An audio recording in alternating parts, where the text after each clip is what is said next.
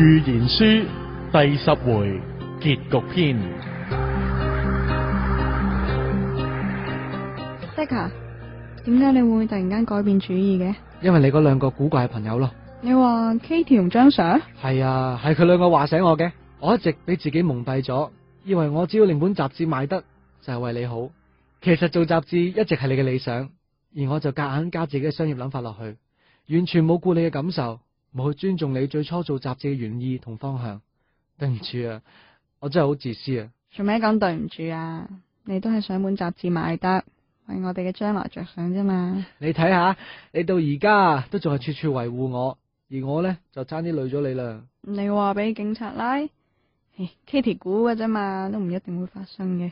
唔係噶，同佢哋兩個傾完之後，我越諗就越唔放心。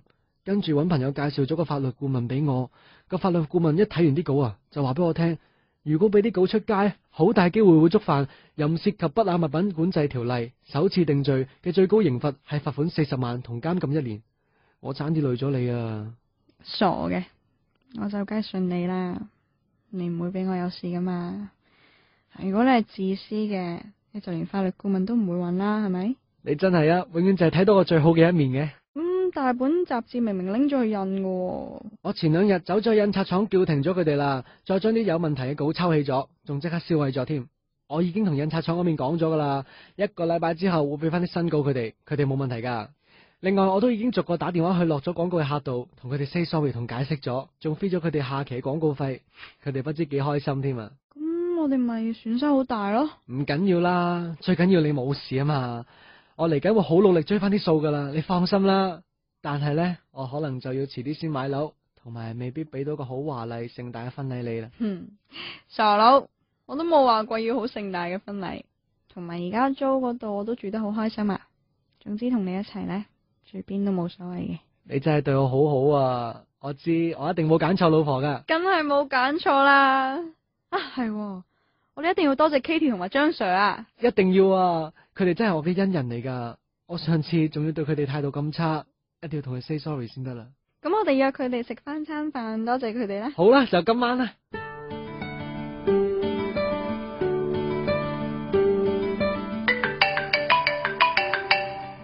喂 ，Katie。喂，你點啊？好翻晒未啊？仲有冇痛啊？冇晒事啦，鬼死咁精神添啊！咁好，我都有好消息話你知喎。咩好消息啊？阿 Miko 打咗俾我啊，我哋成功咗啦！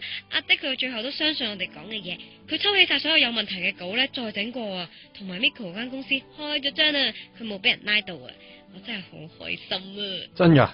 咁證明我哋做嘅嘢最後都係冇白費到啦。阿的啊，仲要喺開張嗰時同 Miko 求婚添啊！我哋將一宗罪案變成咗一件喜事啦！哇，咁 sweet，咁真係好開心喎。仲有啊 ，Miko 同埋阿的話想多謝我哋，請我哋今晚食飯添啊！你今晚得唔得閒啊？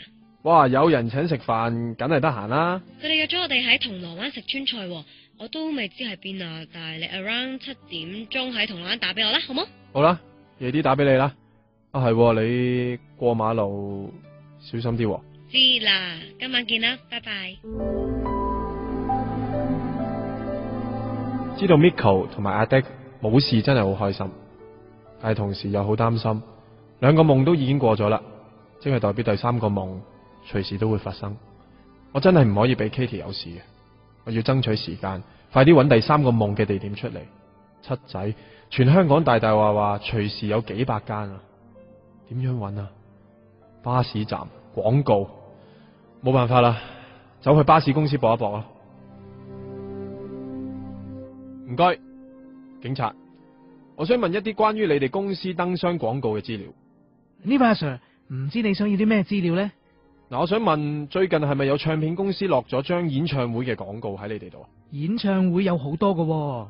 應該係男歌手嚟嘅，着紅色西裝嘅。哦 ，Alan 演唱會啊，係啊，有落廣告噶，尋晚啊先啱啱上咗架。我想知佢哋落咗張廣告喺邊幾個站，我想要份 list 啊。得，冇問題，我啊最中意警民合作噶啦。咦，都幾乎過百個站噶喎，阿 Sir 你要等等啊。另外我仲想要埋美麗工坊瘦身廣告嘅 list 啊，唔該你啊。哦 ，OK，冇問題。呢個都好似有過百個站喎。你照編俾我啊，唔該晒。好好彩，最後兩個廣告同時出現嘅地方都只係得21個站。呢21個站主要都係分佈喺尖沙咀、紅磡同埋銅鑼灣，總算收窄咗個範圍。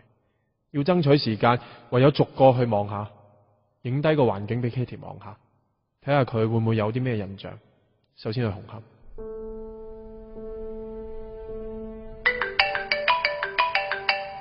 喂，你喺邊啊？差唔多7點咯。咦，係喎，哇，唔覺已經7點啦。我而家喺尖沙咀，都差唔多過嚟噶啦。你知唔知而家喺邊度食嘢未啊？知啦，Miko 打咗俾我啦，喺摩利神山道嗰間酒樓叫做滿漢川菜館，我差唔多到啦，你唔好咁遲啊。OK，嗱，我而家行噶啦，你等等先啊。摩利神山道，喂，你等我望多一陣先。喂，我望一望個 list，你講摩利神山道啊？做咩啊？你望咩 list 啊？係啊，係摩利神山道啦。咩事啊？嗱，你而家要揾個安全嘅地方，企埋一邊，邊度都唔好去，企定定等我。嗱，我懷疑你嗰個夢呢，就係喺摩利神山道。嗱，我而家即刻飛的過嚟。嗱，你要小心啲，你要等我啊，知唔知啊？哦，我知道啦，我會小心，我企喺間七仔度等你啊。Kitty，你唔好有事啊，你千祈唔好有事啊，我嚟緊噶啦。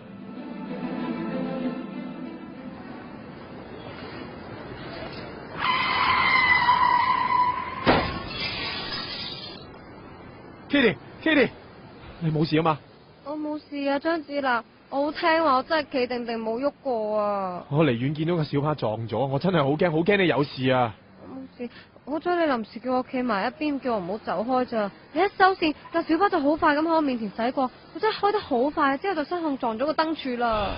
真係好險，好彩。多謝你啊，你又救咗我命啊。不過你到咗咁耐就一直攬實我咁耐，你係咪唔諗住放手噶啦？係啊，我呢世都唔放手啊。你話噶？我發覺唔單止你識發預言嘅夢啊，我都識㗎。